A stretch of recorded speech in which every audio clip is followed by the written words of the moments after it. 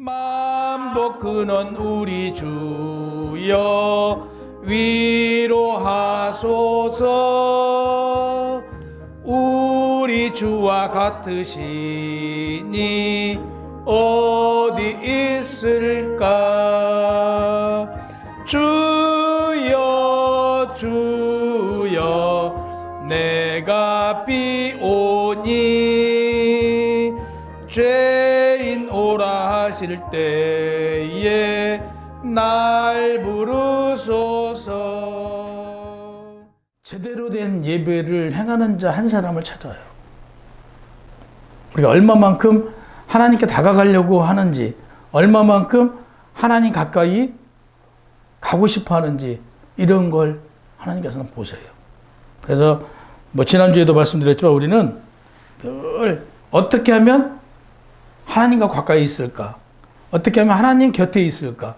그 고통이 오히려 하나님께 다가갈 수 있는 그 길이에요. 우리에게 고통이 주는 이유는 하나님께서 우리를 더 가까이 오게끔 하고자 주시는 거다. 근데 이 고통에서 벗어날 수 있는 사람, 이 고통이 내가 하나님께 가까이 다가가고 있다라고 생각할 수 있는 사람이 누구냐라고 봤더니 하나님께 온전한 자, 깨어있는 자만이 그게 이게 하나님께서 나를 가까이 부르고 있구나를 알 수 있다는 얘기예요. 우리는 늘 깨어서 기도하고 깨어있어야 된다는 얘기예요. 깨어있지 않으면 그때도 말씀드렸지만 하나님 믿었더니 맨 좋지 않는 일만 있어 이렇게 얘기한다는 얘기죠. 그러니까 깨어있는 자는 이 고통을 통해서 하나님께서 나를 부르고 계시는구나. 해답은 내가 알고 있어요. 내 안에 계신 하나님이 이미 어떤 문제든 간에 해결할 수 있는 답을 우리는 알아요. 내가 알아. 왜? 내 안에 하나님께서 계시니까 다 해결하는 방법을 알아요. 근데 우리는 어리석은 방법, 우리가 당황하면요, 사실 어떤 문제가 딱 생겼어요? 당황하면 그 일을 풀어나가요? 못 풀어요. 근데 우리가 침착하면 그 길이 보이잖아요. 우리 안에 계신 하나님, 우리가 이성을 잃지 않으면 분명히 길을 보여요. 세상에서는 뭐라고 얘기해요? 호랑이한테 물려가도 정신만 차리면 살아난다는 그런 얘기를 하듯 우리가 냉정하게 내가 왜 지금 이 고통을 받고 있는가를 생각하면 깨어있으면 안 된다는 얘기죠. 어떤 문제의 해결점도 사실 내가 다 알고 있다는 얘기예요. 내 안에 계신 하나님이 다 가르쳐 주신대요. 지난주에 포도나무하고 무화과나무의 열매가 맺지 않으니까 하나님께서 찢어 없애버리라고 그랬어요. 그랬더니 예수님께서 조금만 기다려주세요. 제가 열매 맺게 해드릴게요. 라고 말씀을 드렸어요. 그래서 열매 맺지 못하면 그때 찢어버려도 되지 않겠습니까? 라고 얘기했죠. 근데 여기서 열매가 무슨 열매라고 그랬어요? 회개 열매. 그러니까 우리의 믿음의 가장 첫 번째 가야 될 게 회개예요. 내가 내 자신에 대해서 나를 모르면, 내 자신을 모르면 우리는 한 걸음도 나가질 못해요. 나의 문제점을 누가 제일 잘 알아요? 타인보다 내가 알아요. 누가 뭐라고 그래도 나는 내가 알아요. 설령 하나님께서 제일 싫어하는 게 거짓말은 뭐라고 그래요? 살인이라고 그러잖아요. 그러듯 알아요. 가끔 이제 기억이 없을 때도 있지만 대부분 알아요. 그래서 오늘 주님께서 열매 맺지 못한, 어찌 보면 우리가 열매를 못 맺고 있잖아요. 포도나무, 무화과나무에게 열매를 맺도록 예수님께서 우리에게 기회를 주셨단 말이에요. 그 기회를 우리는 살려야 된다. 그래서 오늘 본문에는 예수님께서 안식일 날 회당에서 병든 자를 고쳐요. 회당에서 병든 자를. 안식일에 보니까 보통 우리가 예배를 드리면, 예전에 당시 예배를 드리면요, 장로들은 앉아서 예배를 드렸어요. 장로들은. 근데 예를 들어서 이제 안수 집사는 조금 좋은 자리에, 또 집사는 좀 더 좋은 자리에, 어떤 사람들은요, 일반 천민들은 예배를 드려도요, 저 바닥에서 이렇게 드렸어요. 병든 자는, 그리고 보기에 휴학한 자들은요, 교회 근처도 못 왔어요. 이게 유대인들의 회당이었어요. 근데 오늘 본문에 보면요, 18년 동안 이 허리가 구부러진 거예요. 허리가 구부러져서 펴지 못한 여인이 있었던 거예요. 그 여인이 지금 예배장에 들어와 있는 거예요. 회당에. 왜? 당시에는 예수의 옷자락만 만져도 병 고침을 받는다고 생각했잖아요. 그 정도로 예수님에 대한 어떤 능력을 믿고 있던 터라 아마도 대부분 보면 성경에 보면 뭐 누구를 고쳐달라고 얘기하고 누구를 나음받게 해달라고 누군가가 이렇게 청을 했잖아요. 근데 오늘 본문은 아무도 청하지 않았어요. 예배드리고 있는 여자를 예수님이 봐요. 그 여자를 보고 나오라고 그러잖아요. 나오라고. 그 병을 10장에서 12절의 짧은 문장 속에서는 하나님의 사랑과 예배드리는 자에게 베푸시는 하나님의 사랑. 오늘 제14님 기도 속에서 예배 중에 우리가 뭘 받아요? 하나님의 복을 받는단 말이에요. 예배 중에 하나님께서 우리에게 주시는 그 복을 받는 거란 말이에요. 이 곱추병에 걸린 이 여자도 예배 중에 예수님의 눈에 띈 거예요. 그래서 그 여자의 병을 고쳐주잖아요. 그래서 우리가 당연히 예배 드리면서 하나님께 복 받는 건 당연하지만 그래도 우리는 더 온전한 예배를 드려야 된다. 그러니까 늘 예배에 임하는 자세는 어떻게 하면 하나님을 뵐 수 있을까? 어떻게 하면 하나님과 더 가까이 갈 수 있을까? 내가 어떻게 하면 하나님의 복을 받을 수 있을까? 이걸 늘 마음속에서 생각하고 있어야 돼요. 하늘에 계신 우리 아버지시여 그러면 하늘에 계신 우리 아버지를 우리가 생각을 해야 돼요. 또 예수님 우리를 위해서 십자가에 못 박혀 죽으신 그 상황을 그려봐라 이거죠. 머릿속에서. 그러면서 우리가 나가면 더 은혜가 돼요. 아, 이거였구나라고 깨달아져요. 그래서 그 기도 못하신 분들은 어떤 기도를 하라고요? 예, 주기도문을 하라고 하잖아요. 하면 그 내용이 나온단 말이에요. 그러듯 우리가 사도신경 하면서도 늘 마찬가지예요. 그 상황을 우리 머릿속에서 그려보는 거예요. 기도를 하면서 김지사님을 기도를 해요. 그러면 내가 여기서 기도를 하면서 김지사님을 생각한단 말이에요. 몸은 여기 있어도 내 생각 어디가 있어요? 집에 가서 있잖아요. 집에 가서 같이 기도를 해주고 있잖아요. 제가 누구를 기도를 해도 그분을 떠오르듯 우리가 어떤 걸 해도 머릿속에서 떠오른단 말이에요. 우리 생각이 어디까지 가요? 똑딱 하는 사이에 우리는 뭐 상상할 수 없을 만큼 먼 곳을 다녀올 수 있다고. 똑딱 하는 순간에 인간에게 주어진 능력이란 말이에요. 그래서 이게 이제 좀 더 발달되면 그 이상의 것도 우리가 이제 알아져 가겠죠. 그래서 정성껏 예배드리는 자가 하나님께 복을 받는다는 사실이에요. 11절에 보면 앓으며 귀신한테 붙잡혀 허리가 꼬부러진 것을 지금 얘기를 해요. 그 앓다, 이게 꼬부러졌다. 헬레아로는 그 척추가 이중으로 굽혔다라네요. 그냥 이렇게 꼬부러진 게 아니고 보면 우리 그러잖아요. 일반 그 허리가 굽은 사람들은 이렇게 구부러져서 다니잖아요. 이렇게 허리가 구부러진 사람들은 이렇게 지팡이를 짚고 다니지만 이 구부러진 데다가 다시 또 한 번 굽혔다고 하면 얼마나 그 보기가 흉악했겠어요. 이런 분들은 회당에도 못 들었다. 회당 근처에도 못 오게 오고요. 그 저주받았다고. 아예 오지도 못하겠다는 얘기죠. 지금 여인이 내 병을 치료받고자, 예를 들어 내 병을 나음받고자 회당에 들어온 그 믿음만 가지고도 그 믿음이 대단한 믿음이잖아요. 그게 믿음이잖아요. 나는 예수님의 옷자락만 만져도 내 병을 나음받겠다라는 그 믿음으로 몰래 옷을 만졌어요. 낫듯이 지금 이 여인도 마찬가지죠. 내가 예수님을 뵈면 내 병을 치료받을 수 있다라는 생각에 아무래도 여기 못 들어가게 오고 막 그랬을 거 아니겠어요. 근데 그 난관을 뚫고 회당에 들어간 거란 말이에요. 들어가서 예수님을 본 거예요. 당연히 예수님 눈에 띄겠죠. 아까도 말씀드린 바와 같이 장로들은 의자에 앉고 이렇게 쭉 앉는데 이 여인은 모르긴 몰라 저 한쪽 구석에서 아마 있었을 거예요. 예수님은 그 자를 본 거죠.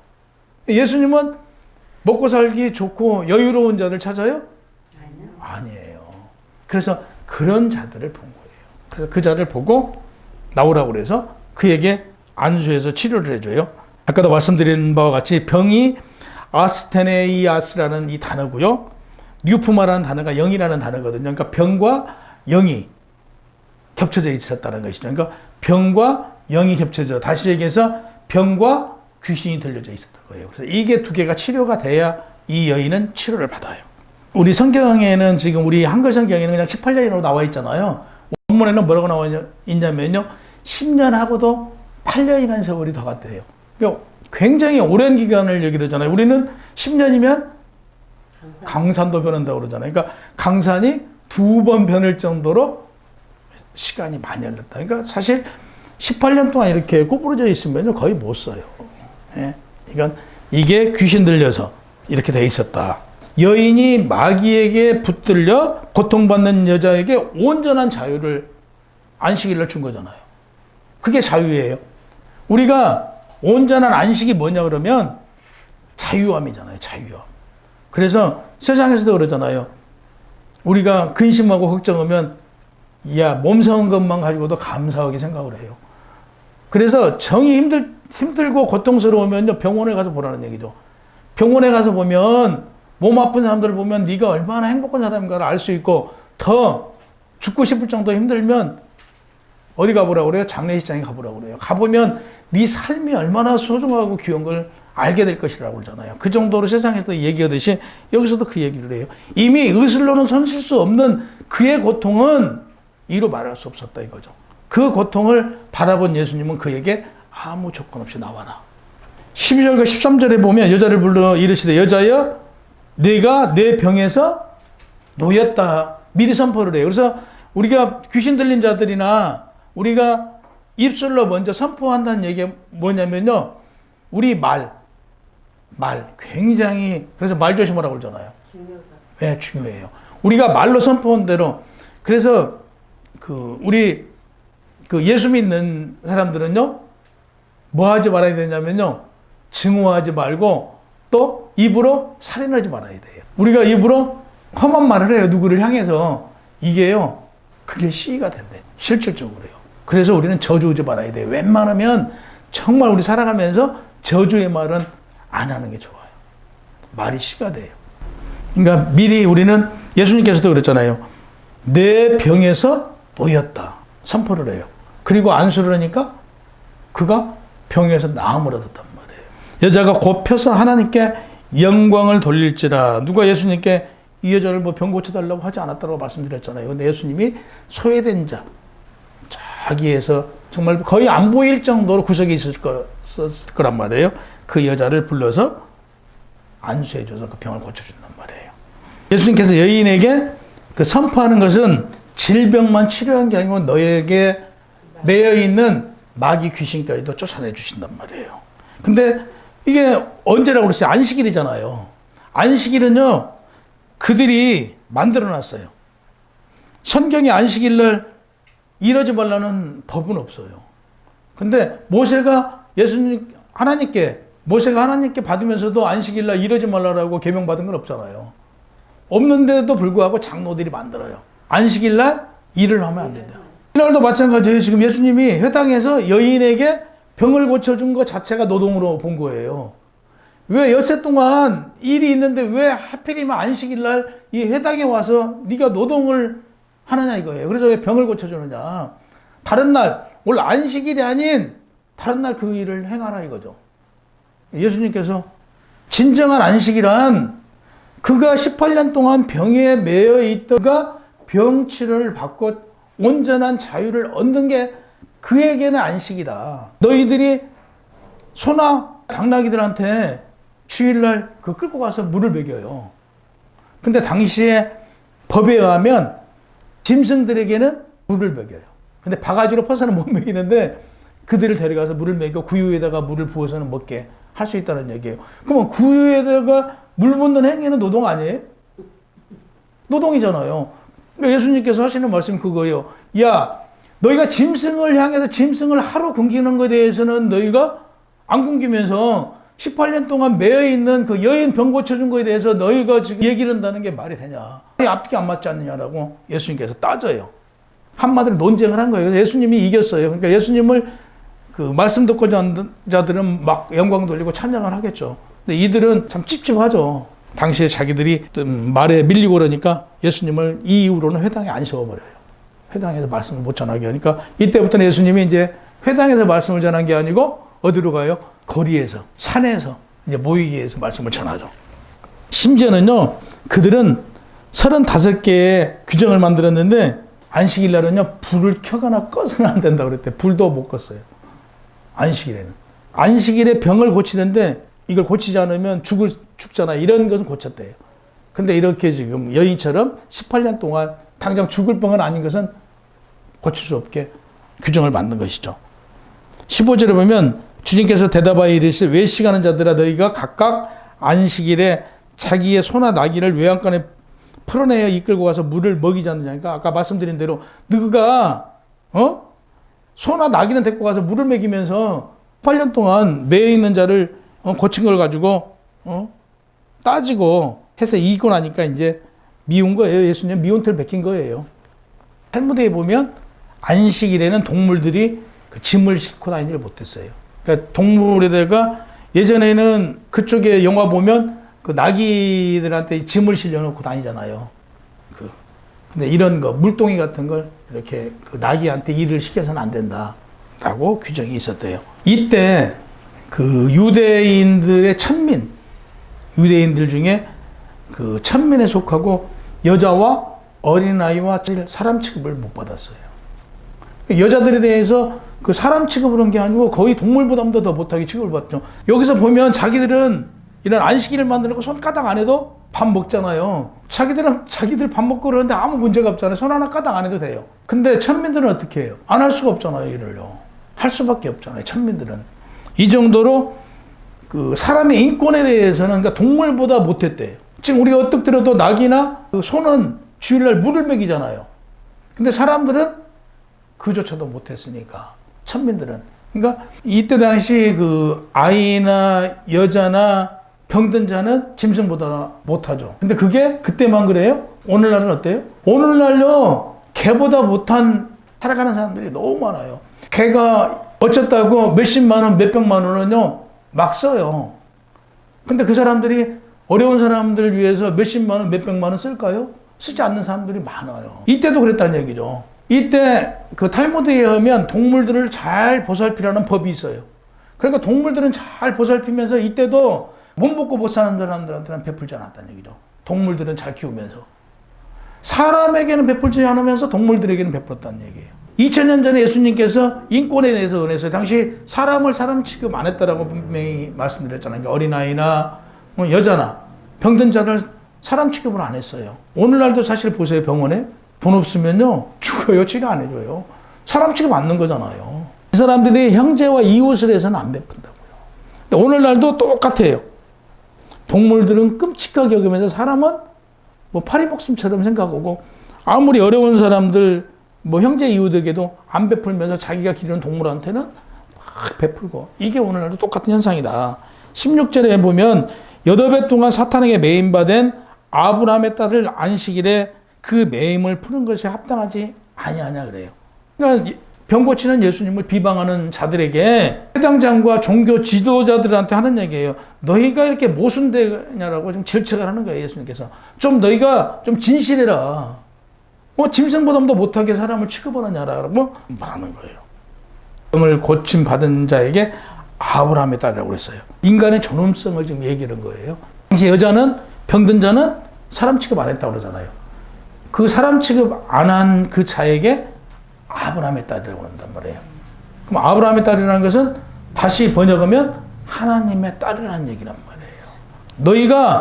너희가 인격적으로 존중하지 않는 그런 사람이 아니고 인격적으로 존중받아야 될 사람이다. 하나님의 딸이라는 걸 이때 당시 예수님께서 얘기를 했다. 그러면 우리가 살고 있는 이 세상에서 인간의 인격에 대해서 유럽에서 불과 뭐 한 200년 이쪽 저쪽에서부터 인권 얘기하고, 우리나라는 인권 얘기 나온 지가 얼마나 됐어요?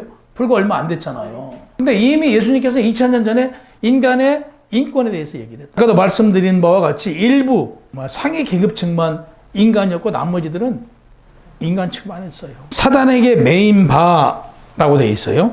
사단에게 매인 바. 한글 성경에는 어떤 수동적으로 사단에게 매여 있었다라고 얘기하는데요. 이 얘기가 아니고 원문에 보면 사단이 여자를 능동적으로 딱 매어놓은 거예요. 그래서 다시 얘기해서 우리가 예수를 믿지 않는 자들은 누구에게 매여 있다? 사단에 매여 있다라고 원문에는 그렇게 되어 있어요. 그런데 지금 우리 한글 성경에는 마치 수동적으로 그 사단에 매여 있는 일부 사람들만 이렇게 되어 있는 것처럼 되어 있는데, 원문에는 그게 아니고 예수를 믿지 않는, 예수로부터 안식을 얻지 못한 자는 누구에게 매여 있다? 마귀의 사단에게 매여 있다라고 원문에는 그렇게 기록되어 있어요. 합당하지 아니하냐? 한글 성경에는 굉장히 부드럽게 이걸 풀었어요. 근데 원문에는 그렇게 다 있잖아요. 병에 고침받은 게 잘못됐냐? 이거예요. 여자가 병 고침받은 게 잘못됐냐? 하고 그들한테 질타할 정도로 강한 어조로 기록되어 있다. 특히 사단에 매여 있는 마귀로부터 매여 있는 자가 사단으로부터 벗어나서 안식일에 자유를 얻고 평안을 얻은 게 잘못됐냐? 하고 이렇게 큰 소리 치는 거예요. 원문에 보면. 근데 우리 한글 번역하면서는 굉장히 부드럽게 번역이 되어 있다. 17절에 보면 예수께서 이 말씀을 하시면 모든 반대하는 자들이 부끄러워하고 온 무리가 그가 하시는 모든 영광스러운 일을 기뻐했다. 아까 말씀드린 바와 같이 그들은 굉장히 그 유대 장로들, 이들은 부끄럽지 않겠어요. 짐승은 물 먹이면서 18년 동안 매인 그 여인이 병 고침 받은 게 뭐가 문제냐라고 예수님께서 큰 소리 치니까 이들은 자기들이 그 얘기 해놓고 창피함을 느꼈겠죠. 부끄러워하고 있는 사이에 예수님을 그 말씀을 듣고자 했던 그 자들은 하나님께 영광을 돌리고 와 했을 거 아니에요. 막 이때 기도가 나왔을 것 같아. 지금 상상해 보면 막 기도가 울려 퍼지고 그러니까 이랬다라는 것을 원문에는 기록되어 있었는데 우리 한글 성경에는 좀 부드럽게 되어 있다. 우리가 예배를 드리는 게 지금도 우리가 예배 드리면서 어떤 틀에 맞춰서 자 예배를 시작하면 처음에 오늘 예배 선포한다고 선포하죠. 우리가 이런 틀이 있잖아요. 이대로 예배 드리는 게 이게 예배냐? 이 예배 누가 만든 거예요? 사람이 만든 거잖아요. 이거 사람이 만드는 것이 이 시간에 병 들어서 아픈 자가 있어. 그러면 먼저 해야 될 일이 뭐냐 이거죠. 그 병든 자, 그 자를 고치는 게 이것도 하나님께서 기뻐하신 일이다 이거죠. 당연히 예수님이 안식일 예배 시간에 고치는 거 예배가 깨지겠죠. 우리가 예배 드리고 있을 때요. 우리가 어떻게 예배 드린가를 누가 보고 계신다고? 이곳에는 내 안에 하나님이 계신단 말이에요. 내 안에 하나님이 계시기 때문에 나의 모든 걸 알아요, 몰라요. 다 알잖아요. 그러니까 내가 어떤 마음을 갖고 어떤 불편한 마음, 찔림을 받지 않으면 안 돼요. 예배를 드리면서 내가 찔림을 받지 않으면 이 예배는 사실은 의미가 없어요. 이 예배를 드리면서 내가 이런 일이 있었지. 맞아 나도 이런 걸 해봤어. 이 찔림을 받아야 돼요. 이게 은혜지. 어떤 사람들은 그래요. 예배 받으면서 왜 내 얘기해? 그 사람은 마귀 들린 사람이에요. 당연히 내 얘기를 하고 있는 거죠. 지금 당연히 내가 여러분 얘기를 하고 있는 거예요. 내 얘기를 하고 있는 거예요. 예배 시간에. 왜? 내가 설교 준비하면서 뭔 생각을 해요? 내 잘못된 것을 내가 이 시간에 회개의 열매를 맺어야 된다고 그랬잖아요. 내 잘못된 것을 나는 이 설교를 준비하면서 계속 떠올라요. 나도 이런 적이 있었지. 결국에 설교는요, 누구의 얘기예요? 내 얘기예요. 그러면 여러분들은 이 설교를 준비하면서 한 사람 한 사람 생각을 안 하겠어요? 한단 말이에요. 그러면 이게 내 얘기여야지. 설교는 내 얘기고 내가 이 시간에 찔림을 받아야 돼요. 그래서 내가 이랬지. 맞아. 내가 이게 잘못됐어. 이 부분 내가 고쳐야 돼. 그래서 내가 이 부분 싸워서 이겨야 돼. 그리고 늘 우리는 매일 싸워야 돼요. 그래서 삶의 예배가 돼야 된다는 얘기예요. 그래서 오늘 그 얘기 드리는 거예요. 우리가 구약에는 산제사라 했던 어떤 제도적인 거, 지금 아까 말씀드린 어떤 제도에 매여 있어서는 안 돼요, 우리가요. 그 제도에서 벗어나, 아까 말씀드린 예수님께서 더 지금 매여 있는 자가 온전한 안식을 얻도록 해주는 게 예배다 이거죠. 누가복음 4장 18절 한번 봐보세요. 지금 우리가 누가복음 13장 피고 있죠?